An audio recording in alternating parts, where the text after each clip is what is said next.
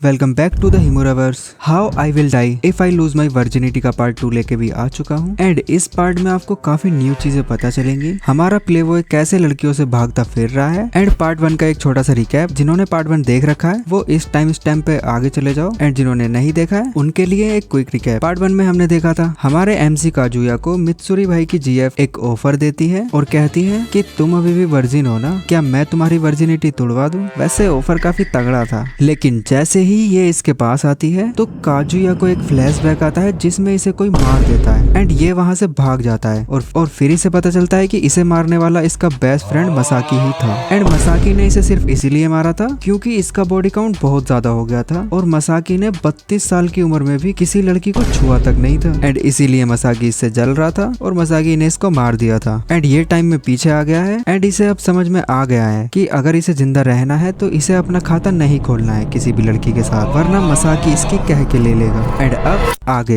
And अगले दिन हम देखते हैं ये क्लास में बैठा हुआ था एंड तभी एक लड़की आती है और यहाँ पर फिसल के गिर जाती है। एंड ये इसका सामान उठाने में इसकी मदद करता है। एंड जब ये इसका चेहरा देखता है तो तभी इसे फ्लैशबैक आता है कि ये लड़की आगे जाके मुझे प्रपोज करेगी और मैं इसको भी पे लूंगा। एंड तभी अपने मसाकी भैया आते हैं और इसका गला दबाने लग जाते हैं। एंड भाई मैं बता रहा हूँ ये बंदा नहीं लेने देगा अब इसको किसी की भी। ये दोस्त नहीं दुश्मन है और मैं ऊपर वाले से प्रार्थना करूंगा कि ऐसा दोस्त मेरे दुश्मनों को भी दे। एंड फिर हम देखते हैं क्लास के बाहर एक और लड़की आती है एंड वो वहां से गुजर रही थी। एंड ये इसको देखता है एंड इसे फिर से याद आता है कि ये लड़की तो आगे जाके मेरी क्लास में आ जाएगी एंड आगे जाके ये प्रेसिडेंट भी बनेगी और मैं कई बार इसके साथ स्टूडेंट काउंसलिंग रूम में ही इसको पेलूंगा।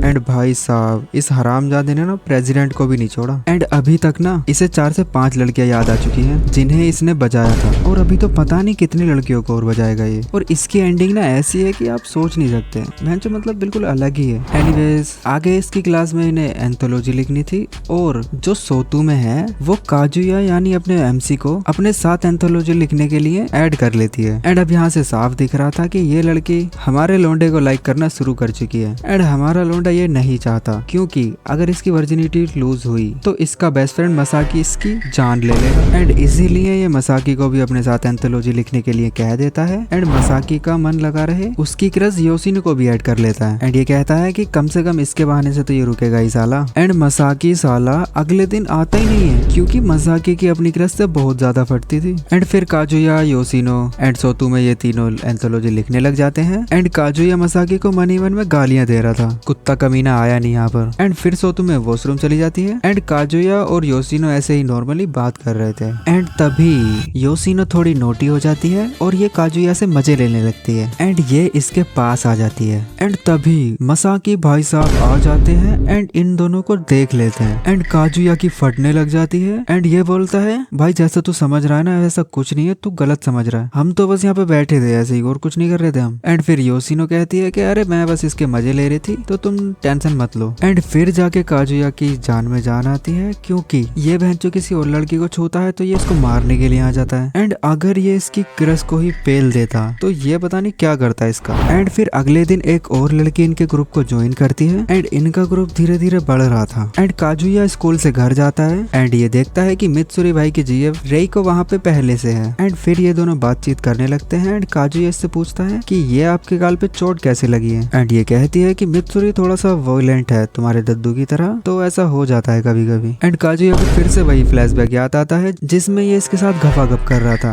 और मित्सुरी ने इसे देख लिया था एंड इसे कुत्तों की तरह बहुत मारा था। उस टाइम पे रिको से इसने हेल्प मांगी थी कि इसे बता इसमें मेरी गलती नहीं है और वो तू ही थी जिसने मुझे ये सब करने के लिए बोला था। एंड उस टाइम पे रिको ने कुछ नहीं बोला था और ऊपर से इसी पे इल्जाम लगा दिया था। एंड अब रिको इसे बताती है कि उस दिन ये इसे ऐसे सीडियोस क्यों कर रही थी। एंड ये अब मित्सुरी को उतना पसंद नहीं करती है। एंड अब ये काजुया के बड़े भाई को पसंद करती है। एंड इसे काजुया और इसका बड़ा भाई दोनों एक जैसे लगते हैं। एंड इसीलिए ये आउट ऑफ कंट्रोल हो गई थी थोड़ी सी, बट अच्छा हुआ तुमने अपने आप को कंट्रोल में रखा वरना उस दिन पता नहीं क्या हो जाता। एंड यहाँ पे इसको लग रहा है हमारा लोंडा शरीफ है इसलिए इसने कुछ नहीं किया था उस दिन, लेकिन असली बात तो हमें बताए ना। अगर मसाकी इसकी जान के पीछे ना पड़े तो ये साला पूरी दुनिया को खोद दे।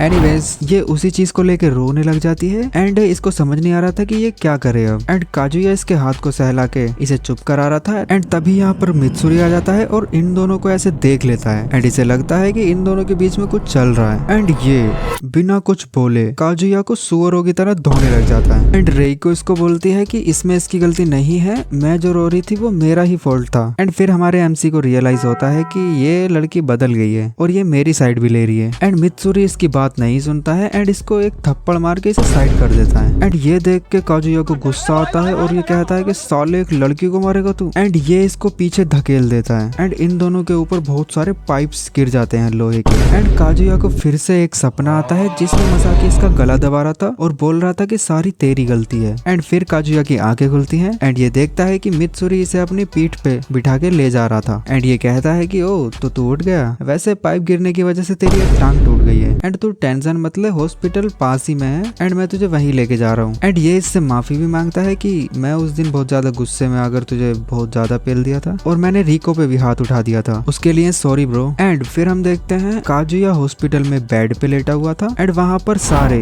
एंथोलॉजी ग्रुप के लोंडे लोंडिया आते हैं एंड सोतू में इसे क्रिसमस पार्टी के लिए इनवाइट करती है। एंड मसाकी भी अपनी जी का जोर लगा के अपनी क्रश योशिनो को इनवाइट करता है। एंड क्रिसमस वाले दिन काजुया ऐसे ही घूम रहा था रोड पे एंड तभी इसको अपनी दूसरी लाइफ का एक ग्लिम्स आता है एंड उसमें ये देखता है कि ये इस लड़की को पेल बाल के इसके साथ बैठा हुआ था। एंड ये लड़की इससे पूछती है कि हे काजुया, क्या तुम्हें सिर्फ फिजिकल रिलेशनशिप में मजा आता है एंड तुमने कभी ये नहीं सोचा कि मैं पहले किसी लड़की से प्यार करूं उसके बाद मैं उसके साथ फिजिकल हूँ। एंड आपको क्या लगता है ये एक प्ले बॉय होने के नाते क्या बोलेगा, कमेंट में बताना। एंड इस वीडियो को हम यहीं पे एंड करते हैं, सब्सक्राइब कर लो नेक्स्ट पार्ट के लिए एंड कमेंट में ये भी बताओ इसका नेक्स्ट पार्ट आना भी चाहिए या नहीं। एंड तब तक के लिए बाय बाय, मिलते हैं नेक्स्ट वीडियो में।